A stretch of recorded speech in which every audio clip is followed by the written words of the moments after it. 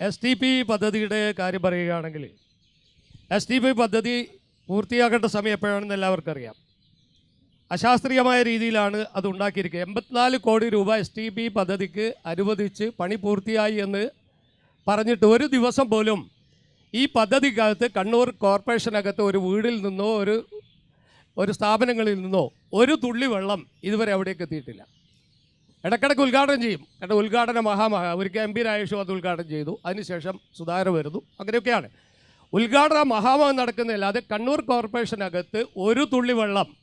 ഞാനിവിടെ കൂടിയിരിക്കുന്ന എല്ലാവരും ക്ഷണിക്കുകയാണ്. എൻ്റെ കയ്യിൽ ഞാനൊരു പെൻഡ്രൈവ് കൊണ്ട് വന്നിട്ടുണ്ട്. പത്രക്കാർക്ക് ഞാൻ കൊടുക്കാൻ തയ്യാറാണ്. ആ പെൻഡ്രൈവിൽ ഞാൻ പറയുന്നത് ഒരു തുള്ളി വെള്ളം അതിനകത്തേക്ക് കണ്ണൂർ കോർപ്പറേഷനകത്ത് നിന്ന് പോകുന്നുണ്ടെന്ന് നിങ്ങൾ തെളിയിച്ചാൽ പരസ്യമായി ഞങ്ങളിവിടെ മാപ്പ് പറയും. എത്രയാ കോടി രൂപ? 84 കോടി രൂപ STP പദ്ധതി. കാരണം STP പദ്ധതി അവിടെ പൂർത്തിയാക്കി. പക്ഷേ STP പദ്ധതിയിലേക്ക് എത്തിച്ചേരാനുള്ള കൈവഴികളുള്ള ചാനൽ അവിടെ ഉണ്ടാക്കിയിട്ടില്ല.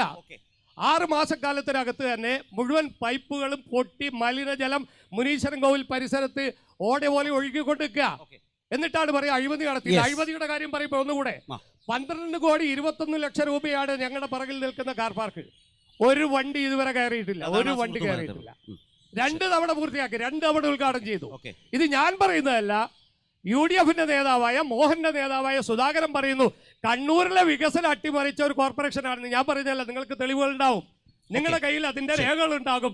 അദ്ദേഹം പറഞ്ഞ വാക്കുകൾ ഇവിടെയുണ്ട്. അതുകൊണ്ട് അഴിമതിയുടെ കാര്യത്തിൽ UDF സംവിധാനം കഴിഞ്ഞ കാലാകാലങ്ങളിലായി പതിറ്റാണ്ടുകളായി കണ്ണൂർ കോർപ്പറേഷൻ മുനിസിപ്പാലിറ്റി ഭരിക്കുന്ന ഈ അഴിമതി ഭരണത്തിനെതിരെയുള്ള ഒരു എന്താ പറയാ ഒരു വെടിയെഴുത്തായിരിക്കും വരാൻ പോകുന്നത്.